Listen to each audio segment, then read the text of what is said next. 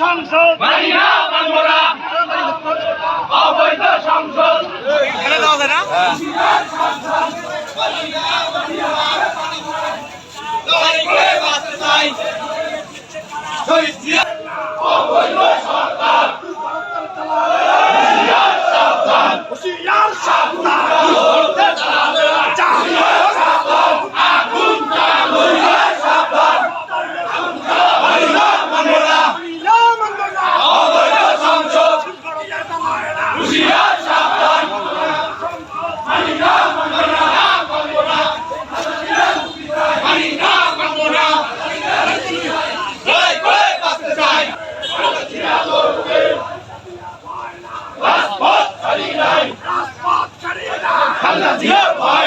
আমরা সবাই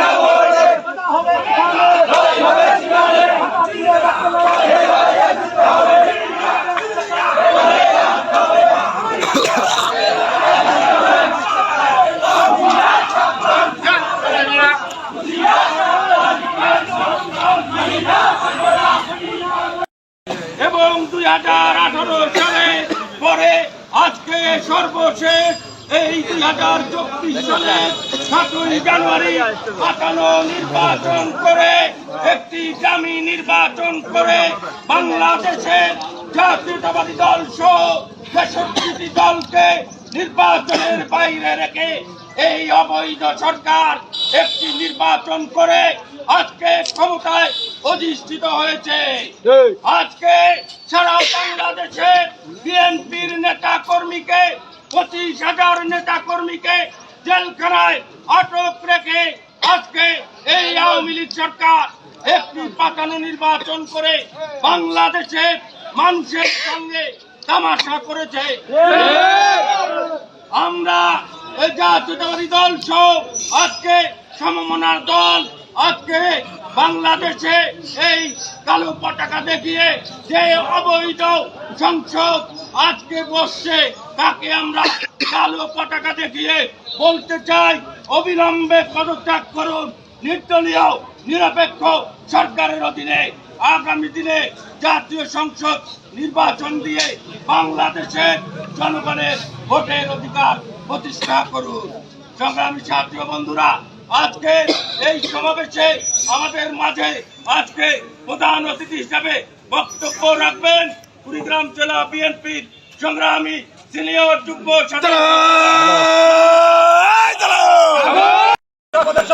জাতীয় সংসদ নির্বাচনের দাবিতে আজকে এই বিএনপির কেন্দ্রীয় কর্মসূচির অংশ হিসেবে আজকে জেলা বিএনপি অঙ্গ সহযোগী দলের বিক্ষোভ মিছিল শেষে আজকের এই সমাবেশে সম্মানিত জেলা বিএনপির সকল পর্যায়ের সম্মানিত নেতৃবৃন্দ, বিএনপি অঙ্গ সহযোগী দলের সকল পর্যায়ের সম্মানিত নেতৃবৃন্দ, আমার প্রাণ বিএনপি গ্রামবাসী, আসসালামু আলাইকুম ওয়া রাহমাতুল্লাহি ওয়া বারাকাতুহু। সাথী ভাইরা, এই অবৈধ সরকার 2014 সালে এবং 18 সালে বাংলাদেশের মানুষের সঙ্গে প্রতারণা করে ভোটারবিহীন নির্বাচন করেছিল। দিনের ভোট রাতে করে অবৈধভাবে তারা দেশ পরিচালনা করছে। সাথী ভাইরা, আমরা আবার দেখতে পেলাম 7ই জানুয়ারি বাংলাদেশের মানুষের সঙ্গে তামাশা করে, এদেশের মানুষের সঙ্গে প্রতারণা করে আবার একটি নির্বাচন করলো। সাথী ভাইরা, সেই নির্বাচনে বাংলাদেশের মানুষ অংশগ্রহণ করে নাই।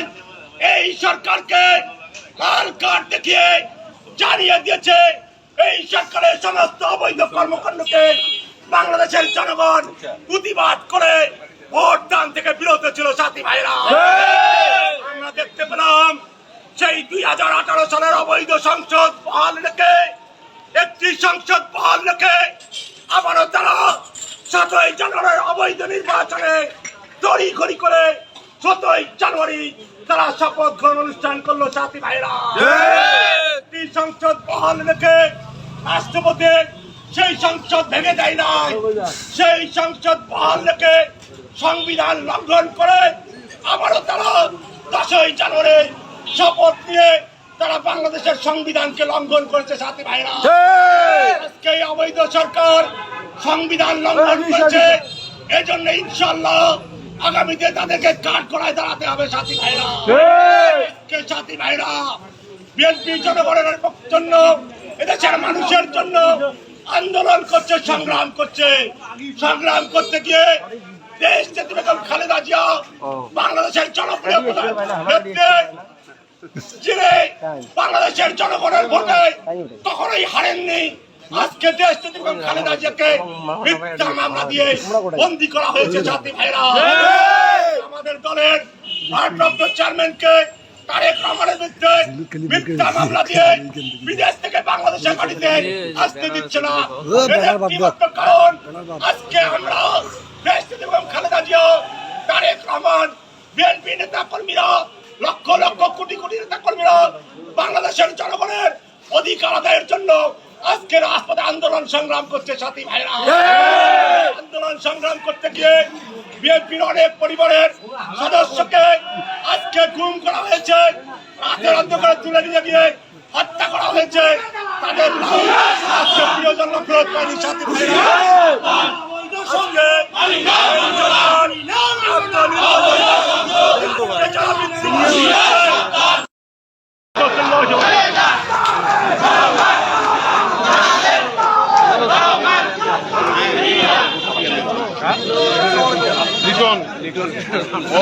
তাসবির দেখা হ্যাঁ